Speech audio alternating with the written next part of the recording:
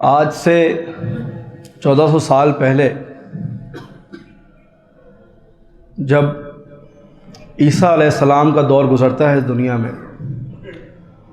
اور جو نصارہ ہیں اللہ تعالیٰ ان کے اوپر یہ فتویٰ لگاتے ہیں کرسچنز کے اوپر کہ اب وہ اضالین ہو گئے ہیں، رستے سے ہٹ گئے ہیں، اور اس وقت دنیا کی جو ہوپ تھی وہ ختم ہو جاتی ہے، اور ہدایت کا جو سرچشمہ ہے اس کے اندر بھی انسان ملاوٹ کر دیتے ہیں، اور انسان اور انسانیت ایک ایسے دلدل میں گر جاتی ہے اور آگ کے ایسے گڑھے میں گرنا شروع ہو جاتی ہے کہ جہاں سے واپسی کا راستہ بہت ناممکن ہوتا ہے۔ تو اس وقت اللہ تعالیٰ انسانوں کے اوپر رحم فرماتے ہیں، رحمت فرماتے ہیں، جس کو اللہ تعالیٰ قرآن میں کہتے ہیں لَقَدْ مَنَّ اللَّهُ عَلَى الْمُؤْمِنِينَ إِذْ بَعَثَ فِيهِمْ رَسُولًا، کہ اللہ تعالیٰ نے مومنین کے اوپر بہت بڑا احسان کیا، اور وہ احسان کیا تھا؟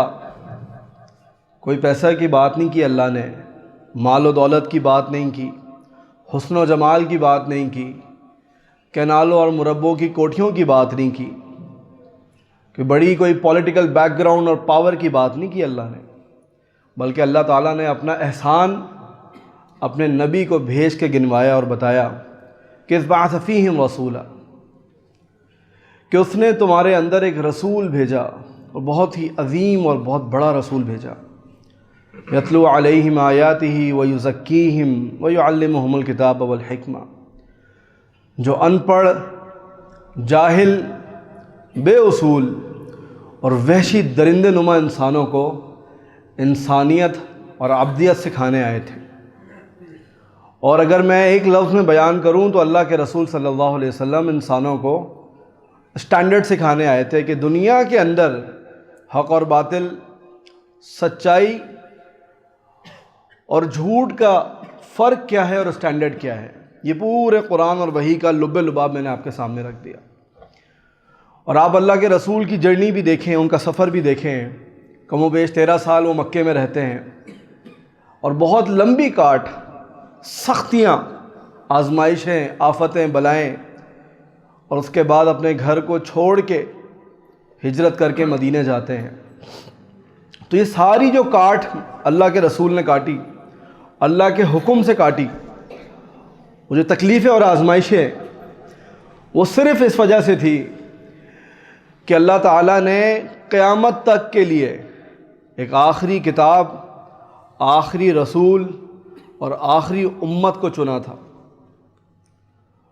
اور ہمارے سامنے میں ان باتوں کو دہراؤں گا نہیں کہ عرب کا جو معاشرہ تھا وہ کس طریقے کا تھا، کیا کیا اس کی تفصیلات تھیں، ہم اچھے طریقے سے اس کو جانتے ہیں، لیکن سمجھنے کی بات یہ ہے کہ اس دور کے اندر بڑی بڑی سلطنتیں موجود تھیں، بہت بڑی بڑی سلطنتیں۔ اگر آپ اسی خطے کے پاس دیکھیں گے تو پرشین امپائر موجود تھی، جو مجوسی جنہیں ہم جو ہے نا آگ کی پوجا کرنے والے کہتے ہیں، بڑی ایک جو ہے نا سلطنت موجود تھی۔ پھر رومی سلطنت بھی انہیں ہم رومن امپائر کہتے ہیں، وہ بھی وہاں ایگزسٹ کرتی تھی، وہاں موجود تھی۔ اسی طریقے سے حبشہ کے اندر ایبسینین امپائر، جو شاہ حبشہ جو تھا، اس کا بھی ہمیں تاریخ کے اندر اور احادیث کے اندر واقعات ملتے ہیں اس کے۔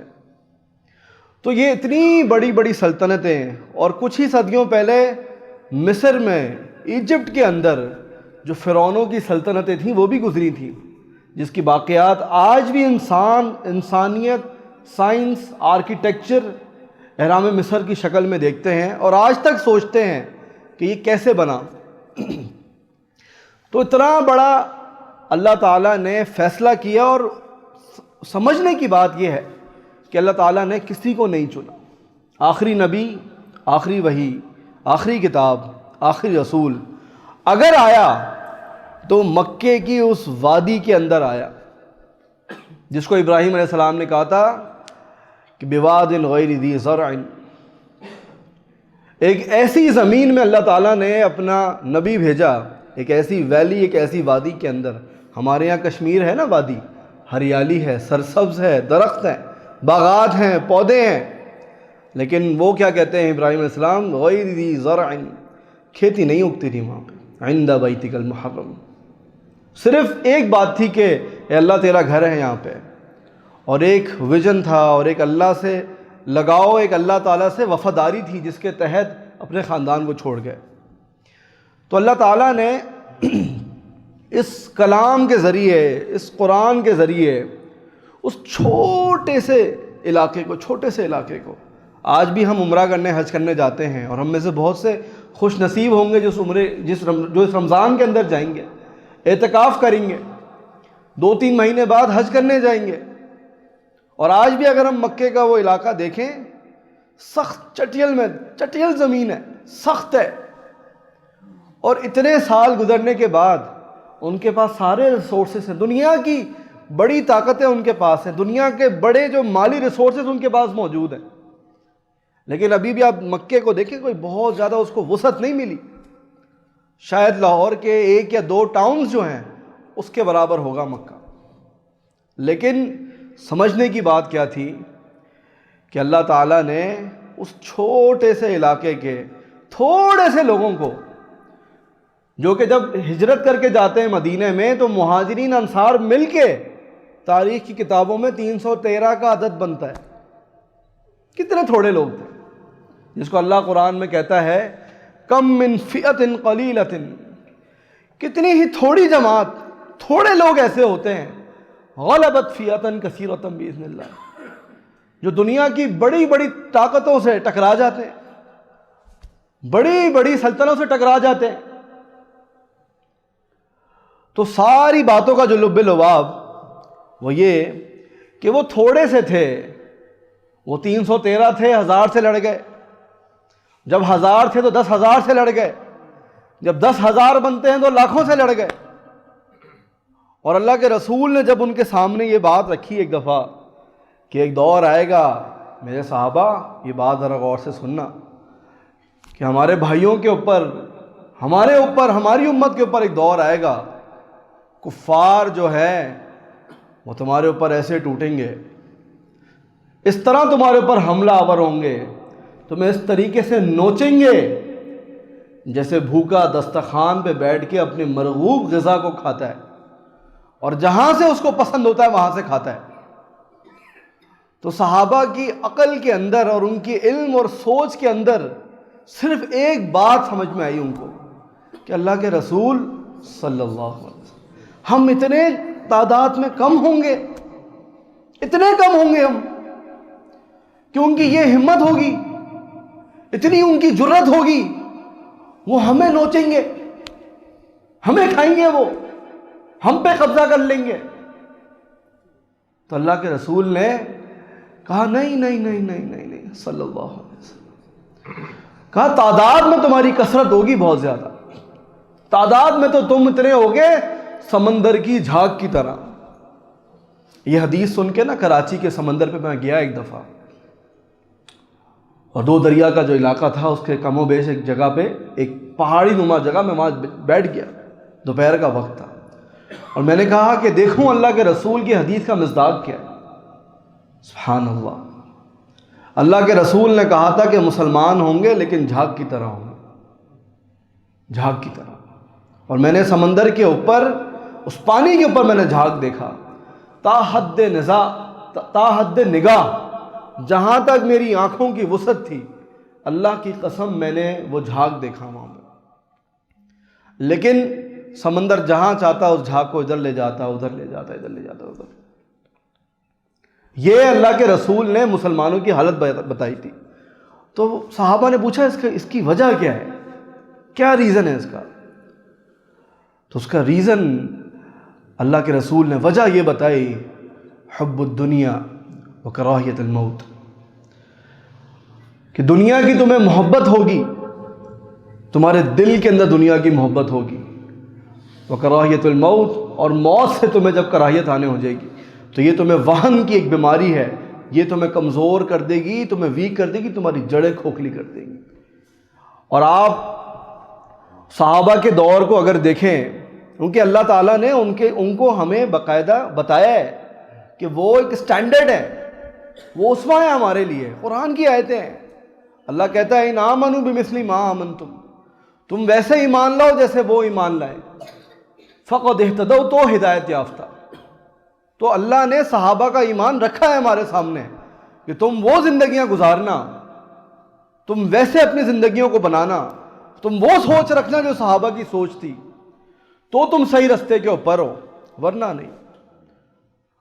تو یہ تھوڑے سے ہوا کرتے تھے اور دین سے ان کو وہ محبت تھی، سنتوں سے ان کو وہ محبت تھی، قرآن سے ان کو وہ محبت تھی کہ یہی صحابی جب قرآن پڑھا کرتے تھے، فرشتے جو ہے نا آسمان سے اس قرآن کو سننے نازل ہوتے تھے۔ اور آج ہم قرآن پڑھتے ہیں تو شاید گلی سے کوئی بندہ سننے نہ آئے ہمارا قرآن، وہ اتنے انہماک کے ساتھ، اتنا ڈوب کے غرق ہو کے قرآن کی تلاوت کیا کرتے تھے۔ ان کو ان سب چیزوں سے اتنی محبت تھی شاعر کے ساتھ۔ اور اس کے اوپر عمر رضی اللہ عنہ کا ایک تاریخی قول موجود ہے، وہ کہتے ہیں اسی اسلام کے بارے میں کہ اعزنا اللہ، اللہ تعالیٰ نے ہمیں عزت بخشی ہے اسلام کے ساتھ۔ نحن قوم، ہم ایک ایسی قوم ہے، اللہ تعالیٰ نے ہمیں اسلام کے ذریعے عزت بخشی ہے۔ لا نطلب بغیر اللہ بدیلا، اور اب ہم اس کے بدلے کسی اور غیر اللہ کی طرف نہیں جا سکتے، ہمارے لیے یہ اسلام کافی تھا۔ اور میں آج بھی کوئی آپ میں سے کوئی انسان اسپین جائے، قرطبہ ایک شہر ہے، یہ وہ عمارتیں تھیں، یہ وہ جگہیں تھیں جہاں پہ مسلمان کسی زمانے میں آباد ہوا کرتے تھے، اور آج اگر آپ وہاں جائیں تو مسلمانوں کا نام و نشان بھی وہاں نہیں ملے گا۔ لیکن ان کے میوزیم میں آپ کو کچھ چیزیں دکھیں گی کہ اسلام کیا تھا، انہوں نے تاریخی ورثوں کے اندر وہ چیزیں سنبھال کے رکھی ہیں۔ اسلام ان کے دور کے اندر فیشن تھا ان کا، اسلام ان کا اوڑھنا بچھونا تھا، اسلام کو وہ سر کا تاج بناتے تھے۔ تاج وہ ہوتا ہے سر کے اوپر رکھتا ہے انسان، اتنی وہ اسلام سے محبت کرنے والے۔ کیونکہ جب وہ قرآن پڑھا کرتے تھے نا تو اللہ کہتا تھا کہ ادخلوا فی السلم کافہ، میرے بندو تم اسلام میں پورے کے پورے داخل ہو جاؤ۔ اور کہتا ہے اللہ قرآن کے اندر کہ وَمَن يَبْتَغِ غَيْرَ الْإِسْلَامِ دِينًا، کہ جس نے اس اسلام کے علاوہ کوئی اور دین چنا، کوئی اور قاعدہ کلیہ، کوئی اساس، کوئی بنیاد چنی اگر اس اسلام کے علاوہ، اللہ کہتا ہے فَلَن يُقْبَلَ مِنْهُ، اس سے وہ چیز قبول نہیں کی جائے گی۔ اور اسی اسلام کے متعلق ایک سوال اللہ تعالیٰ نے قبر کے اندر رکھا ہے اسی دین کے متعلق کہ ما دینک، وہ آئیں گے بڑے جبروت اور خطرناک قسم کے دو فرشتے، بٹھائیں گے ایک انسان کو اور بولیں گے بتاؤ تم نے اپنی جو زندگی گزاری اس میں تمہارے دین کا کیا رول تھا، کتنا تھا تمہارے اندر، تمہاری سوچوں میں، تمہارے دل میں کتنا دین تھا، اس کی محبت کتنی تھی، اس کی تعظیم، اس کی ناموس کتنی تھی، ذرا بتاؤ تو۔ یا تم نے بھی جو ہے نا نفاق زدہ لوگوں کی طرح کنوینئنس کا دین اٹھایا، جسے کہتے ہیں نا کہ میٹھا میٹھا ہپ، کڑوا کڑوا تھو، جو مزے کا آیا، جو کمفرٹ زون آیا اس کو تو لے لیا۔ اور جہاں پہ وہ دور آیا کہ اسلام کا مطالبہ کہ میں اپنے نفس کو توڑوں، موڑوں، مولڈ کروں، جھکاؤں، سبمیشن دوں اور سجدہ ریز کر دوں اپنے نفس کو اللہ کے آگے، وہاں پہ میں ابلیس کی طرح اکڑ گیا۔ یہ سوال ہوں گے اسلام کے متعلق۔ اور صحابہ کے آپ عمل کو دیکھیں، وہ اسلام کو کیا کہتے تھے۔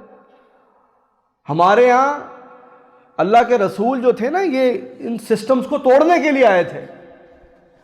اللہ کے رسول ان کلچرز کو توڑنے کے لیے آئے تھے جو کفر پہ کھڑے ہوئے تھے، جو اللہ کی ناراضگی پہ کھڑے تھے، اور ان اصولوں کو توڑنے آئے تھے جو اللہ کی بغاوت کے اوپر کھڑے تھے۔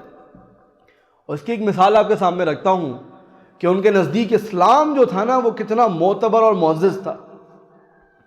بلال حبشی رضی اللہ عنہ،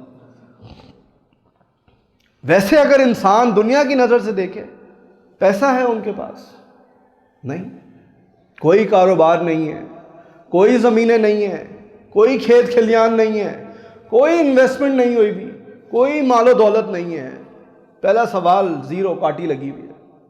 کوئی حسب نسب، کوئی خاندان پیچھے، کوئی قبیلہ، کوئی سرداری مکے کے اندر، مدینے میں کوئی سرداری، کوئی ناند کا ہو کوئی داد کا. دوسرا سوال کاٹی لگی ہوئی. چلو ایک انسان کا اپنا خاندان نہیں، سسرال طاقتور ہو، شادی کوئی ایسی جگہ پہ ہو. تیسرا سوال اور اس کے اوپر بھی کاٹی لگی ہوئی. لیکن آپ یہی صحابہ کا ان کے حوالے سے آپ دیکھیں، روایت کے اندر آتا ہے کہ جب وہ آتے، کن کے پاس آتے؟ مکے کے مسلمان سرداروں کے پاس آتے. عمر کے پاس آتے رضی اللہ عنہ، ابو بکر کے پاس آتے، عبد الرحمن بن عوف، ان لوگوں کے سامنے وہ پیش ہوتے. تو اس اسلام کی پرائرٹائزیشن کی وجہ سے وہ کیا کہتے؟ جاء سیدنا، ہمارے سردار آئے ہیں آج. تو سچی سچی بتائے گا کہ ہم اپنے نوکر کو اتنی عزت دے سکتے ہیں؟ کیا ہم اپنے ڈرائیور کو ڈرائنگ روم میں بٹھا کے کھانا کھلا سکتے ہیں؟ آفس میں اپنی سیٹ کے ساتھ بٹھا سکتے ہیں؟ یہ وہ اسلام تھا، یہ وہ اسلام تھا جس نے یہ قاعدہ اور کلیہ نازل کیا قرآن کے اندر کہ یا ایھا الناس، اے تمام انسانیت کے لوگوں سنو، تمہیں ہم نے پیدا کیا من ذکر و انثیٰ، مرد اور عورت سے، کوئی مسئلے کی بات. وجعلناکم شعوبا وقبائل، تمہیں مختلف زبانوں کے اندر قبیلوں میں بانٹ دیا تاکہ تم اپنا تعارف کرا لو. لیکن اللہ نے یہ اصول بتا دیا، ان اکرمکم عند اللہ اتقاکم، تم میں سب سے معزز وہ ہے جو اللہ کے ہاں تقوی والا ہے. جو اسلام لے کے آئے گا اللہ کے پاس، جو دین لے کے آئے گا اللہ کے پاس، اس کو مانا جائے گا. اور اگر آج میں مختصراً یہ ساری باتوں کے اینڈ میں یہ بات رکھوں، سچی سچی مجھے بتائیں، آج ہمارے گھر سے کوئی ایک بچہ اٹھے ہمارا اور وہ بولے کہ بابا جان میں نے مدرسے جانا ہے، بابا جان میں نے قول اللہ قول رسول پڑھنا ہے. ہم مسلمان ہیں بحمد اللہ تعالی، الحمدللہ ثم الحمدللہ. لیکن پہلا سوال کیا آئے گا؟ بیٹا کماؤ گے کہاں سے؟ کھاؤ گے کہاں سے؟ وہ کہے کہ ابا جان اماں جان میں نے قرآن کے لیے وقف ہونا ہے، میں اللہ کی خدمت کرنا چاہتا ہوں، اللہ کے دین کی خدمت کرنا چاہتا ہوں. تو اس کے لیے ابو جہل اور ابو لہب جیسے غنڈے نہیں آئیں گے برباد کرنے کے لیے، اس کو ہم جیسے ہی کوئی لوگ ہوں گے روکنے کے لیے، اور اس کو مستقبل کی جو ہے نا معاشی فکریں، اور پھر یہ بولیں گے بیٹا تیرا سوسائٹی میں نام کیا رہے گا؟ ایک ہم ہیں.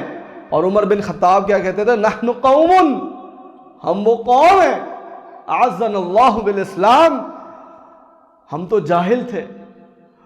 رومی کہا کرتے تھے تم تو چھپکلی کھانے والی قوم ہو، جو اونٹنی کے پانی پینے کے اوپر صدیاں لڑا کرتے تھے، جو شراب پی کے صدقہ خیرات کیا کرتے تھے، جو اپنی بیٹیوں کو زندہ ترغور کیا کرتے تھے. تو وہ کیا کہہ رہے ہیں کہ اللہ نے ہمیں عزت دی اس اسلام کے ذریعے، یہ ہماری آنکھوں کا تاج ہے.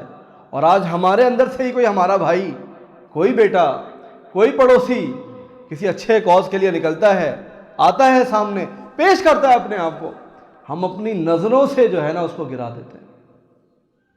اللہ کو یہ چبھتی ہوئی نظریں اتنی ناپسند ہیں جو ایک معصوم انسان کے اوپر اٹھتی ہیں، یہ آنکھوں کے اشارے اتنے ناپسند ہیں.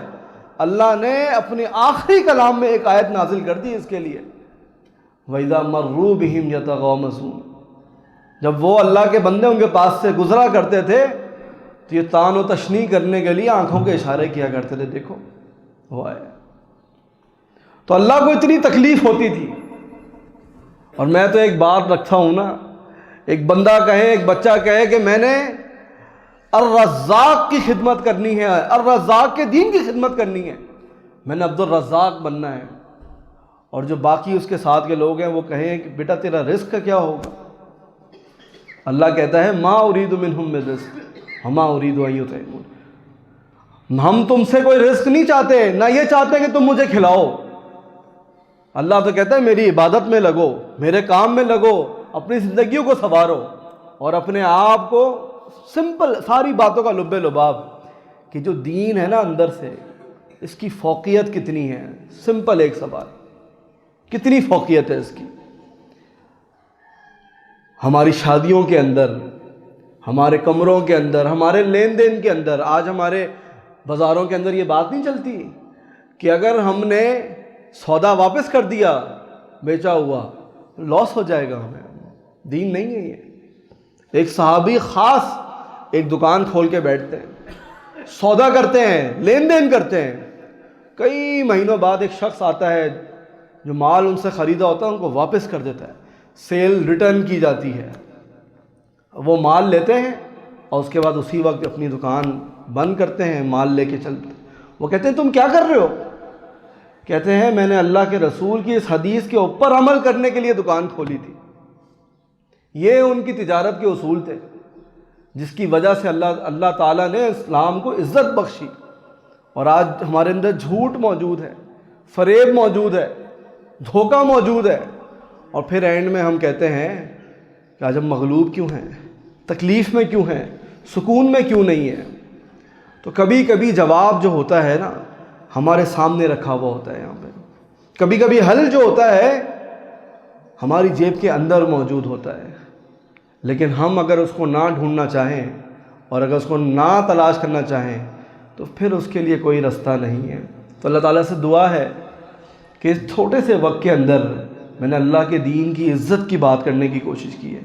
اللہ اس کو دل میں اتار دے اور اللہ اس دل کی اصلاح کر دے ہمارے اندر، اور مرتے دم تک جو سب سے بڑی ہمارے لیے فوقیت، اولیت، پرائرٹی دین کو بنا دے، کہ جہاں پہ اسلام کی عزت ہماری عزت ہو، اہل اسلام کی عزت ہماری عزت ہو.